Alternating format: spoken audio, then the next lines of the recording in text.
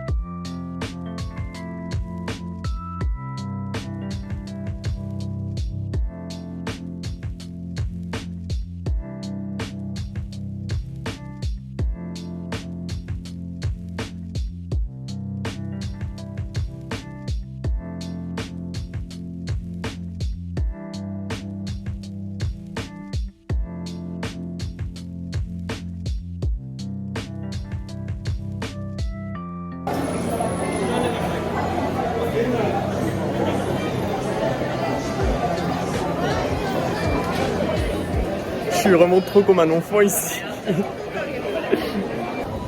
Ça me fume la gueule parce que vraiment, il y a 4 jours, j'étais en train de dire mais moi je suis pas quelqu'un de capitaliste, j'aime pas trop les merdouilles, c'est pas quelque chose dans lequel je dépense beaucoup d'argent. 40 balles au Nintendo Store, 40 balles sur des trucs Zelda. Et je regrette pas. J'ai un petit Zelda, j'ai un petit Link en peluche. Il n'y avait pas de Zelda en peluche, moi je voulais une Zelda en peluche. Mais au moins j'ai un petit Link en peluche.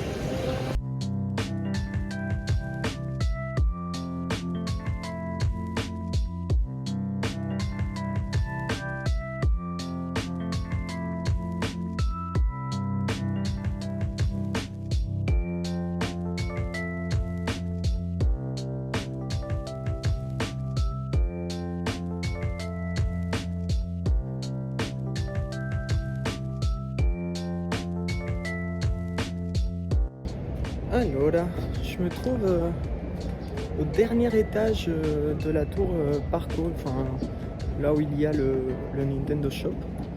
Et c'est la première fois, ou l'une des premières fois, que je vois depuis Shibuya un peu tout Tokyo. Et putain, à perte de vue. Il y a de la ville, mais à perte de vue, c'est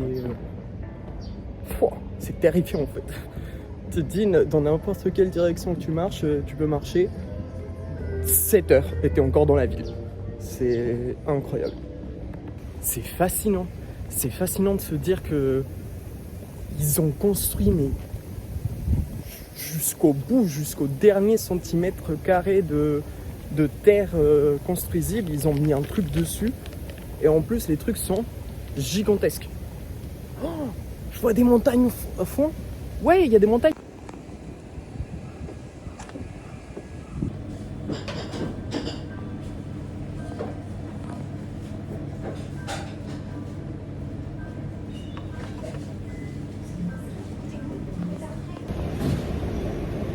C'était un banger, vraiment. C'était trop bon. Je suis vraiment un débilos. J'ai oublié mon sac Nintendo dans le resto où je viens de manger et là je suis à 10 minutes. Voilà, donc j'y retourne. Ah, sumimasen, wasureta boku arigasu ka? Oui, il a pas bougé. Il avait pas bougé, le wasureta boku. Je crois que je viens de vivre l'un des pires moments de ma vie. Enfin, en tout cas, l'un des plus honteux, ça c'est sûr.